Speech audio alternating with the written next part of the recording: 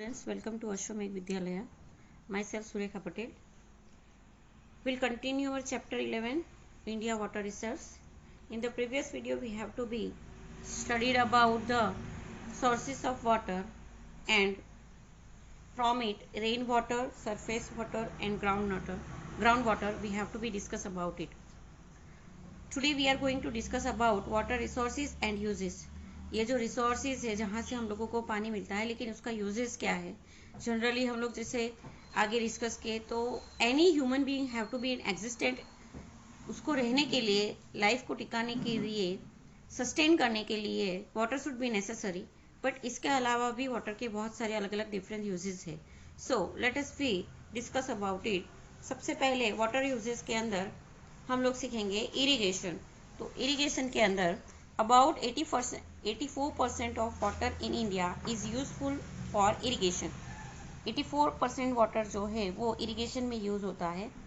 About 1500 liters of water is required to produce 1 kg of wheat. 1 kg wheat को produce करने के लिए, उसके उत्पादन के लिए 1500 लीटर जितना पानी जो है वो यूजेबल है. Paddy, jute and sugarcane crops require more water. Water is being used for irrigation since ancient time. Asian time से ही वाटर जो है वो इरिगेशन मेथड से, इरिगेशन के द्वारा जो है एग्रीकल्चर में उसका यूज किया जाता है. In second century the famous canal Grand Anicut was constructed across the river Kaveri. In 1882 the Eastern Yamuna Canal was constructed in Uttar Pradesh. ये इरिगेशन जो है, ये इरिगेशन मेथड के द्वारा हर एक प्रदेश के अंदर जो है वो एग्रीकल्चर को डेवलप करने के लिए अलग अलग रीजन के अंदर जो है कैनल योजना जो है वो डेवलप की गई है गवर्नमेंट के द्वारा. तो सेकेंड सेंचुरी में ही फेमस कैनल जो है Grand Anicut, that should be constructed. वहाँ पे कौन सी रिवर पे? तो that should be across the river Kaveri. और 1882 में Eastern Yamuna canal should be constructed in Uttar Pradesh. ये दोनों कैनल जो है वो सेकेंड सेंचुरी के दौरान ही बनाई गई थी. There are 3 mediums of irrigation in India. These are wells and tube wells, canals and ponds. ये 3 तरीके से जो है इरिगेशन यानी कि सिंचाई की जो मीडियम्स यानी कि इरिगेशन के लिए ये मीडियम्स का यूज किया जाता है.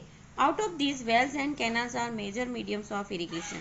Canals and ponds come at second and third place respectively.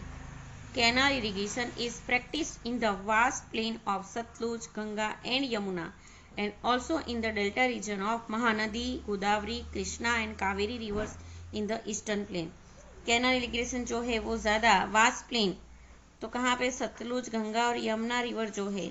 इसके अलावा जो डेल्टा रीजन है, डेल्टा रीजन यानी कि जहाँ पे ज़्यादा फर्टिलिटी वाली जो एरिया रहती है उसको डेल्टा रीजन कहा जाता है.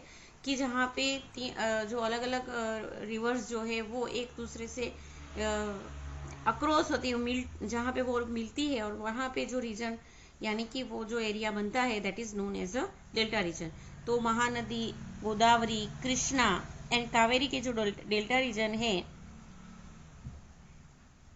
वहाँ पे कैनाल इरिगेशन जो है वो ज़्यादा यूज़ किया गया है.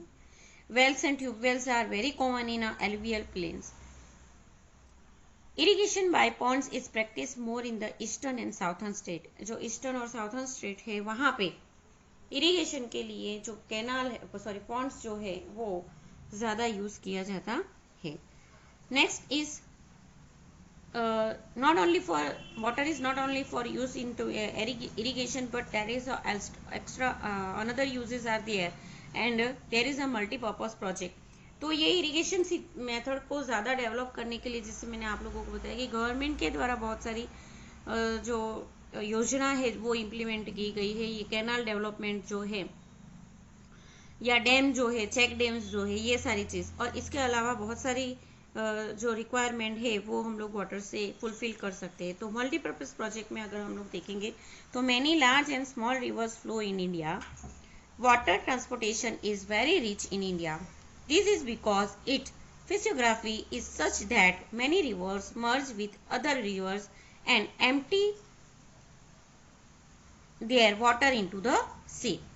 यहाँ पे ये क्यों ऐसा हैपनिंग है कि हम लोग जैसे रिवर्स जो है, बहुत सारी रिवर्स हमारे यहाँ पे फ्लो होती है, तो इसके जो फिजियोग्राफी जो है उसकी वजह से हम लोग उसका यूजेस ज़्यादा कर सकते हैं, with the idea that this water may be harnessed for various purpose, multi-purpose project and plan on many rivers. ये जो आइडियाज है जिससे हम लोग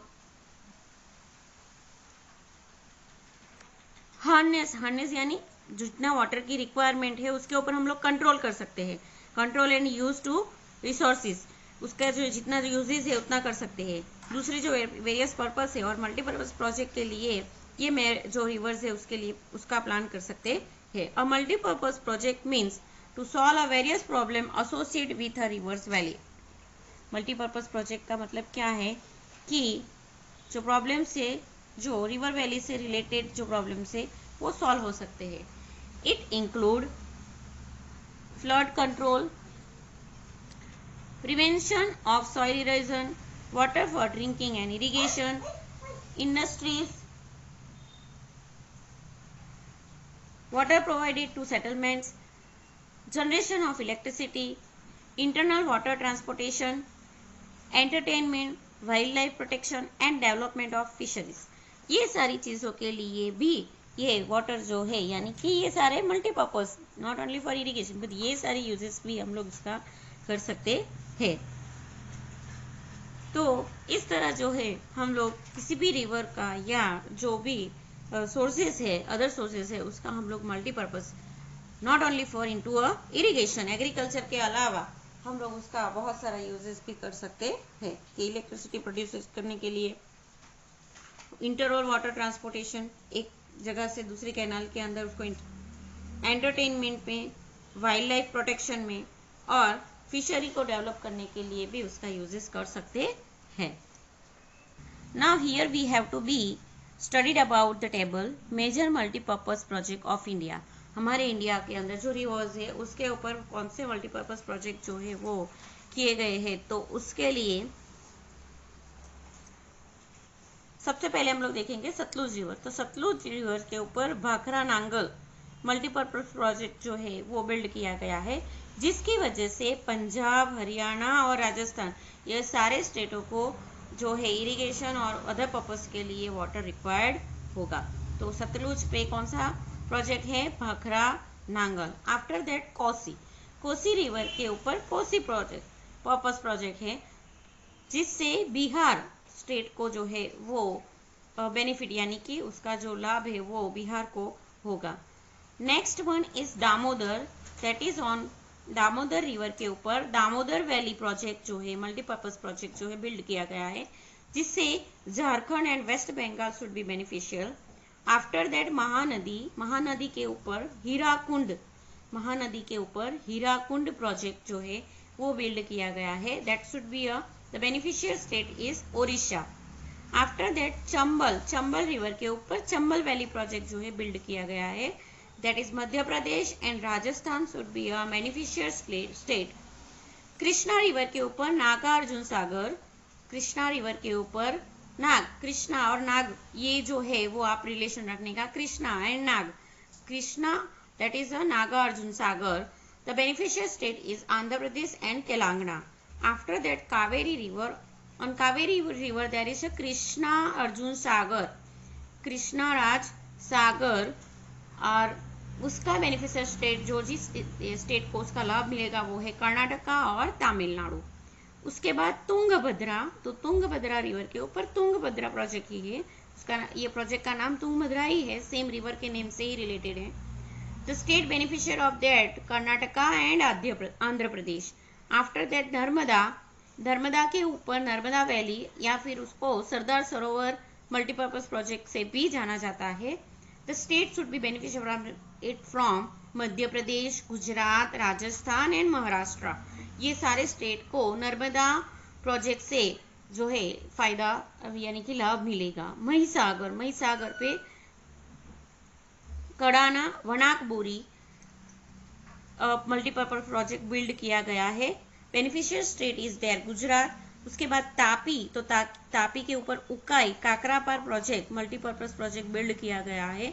the beneficial state is there Gujarat and Sabarmati, तो साबरमती रिवर के ऊपर धोरोई प्रोजेक्ट जो है बिल्ड किया गया है, जिसका बेनिफिशियर भी गुजरात स्टेट को ही मिलेगा। Students, this table is very important for your VSU, even also into the GK question, because this type of question is also asked into a different type of attitude exam that should be taken by the government। तो ये सारी चीज़ जो है आप लोगों को याद रखनी है। ये टेबल जो है आपके not only use into a board exam but ये जीके में भी आप लोगों को यूजेबल है। So you have to be refer it more time. तो ये सारे जो रिवर्स है, ये हमारे इंडिया की जो रिवर पे डिफरेंट टाइप के मल्टीपर्पज प्रोजेक्ट जो है वो बिल्ड किए गए हैं, और उससे कौन से स्टेट को बेनिफिट मिलेगा ये हम लोगों को यहाँ पे दिया गया है।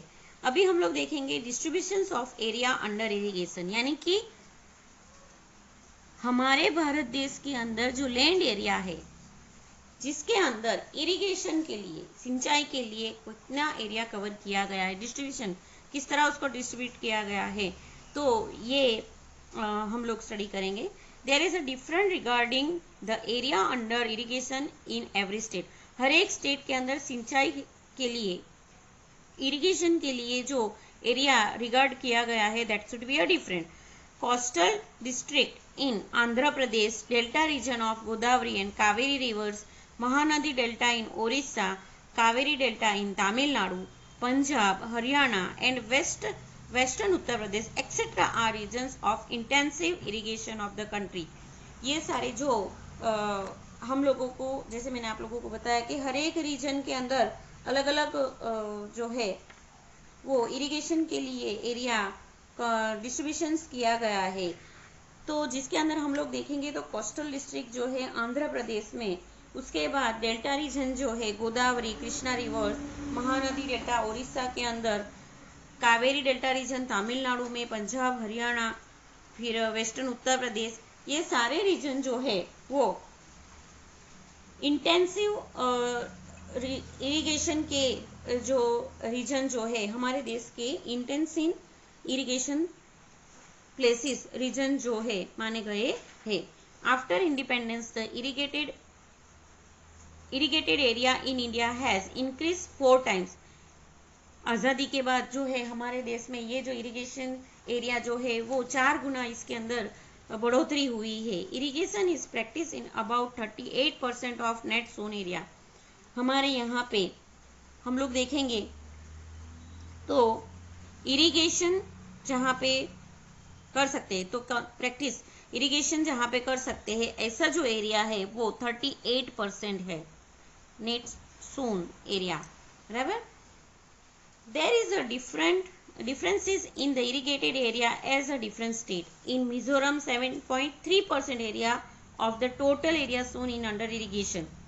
मिजोरम में जो है पूरा जो लैंड एरिया है उसके अंदर इरिगेशन में 7.3% एरिया जो है इरिगेशन में यूज होता है, वाइल इट इज 90.8% इन पंजाब। जबकि पंजाब में ये इरिगेशन जो है अंडर इरिगेशन एरिया जो है वो ज्यादा है, उसमें 90.8% है, यानी लोवेस्ट मिजोरम में and highest should be in Punjab.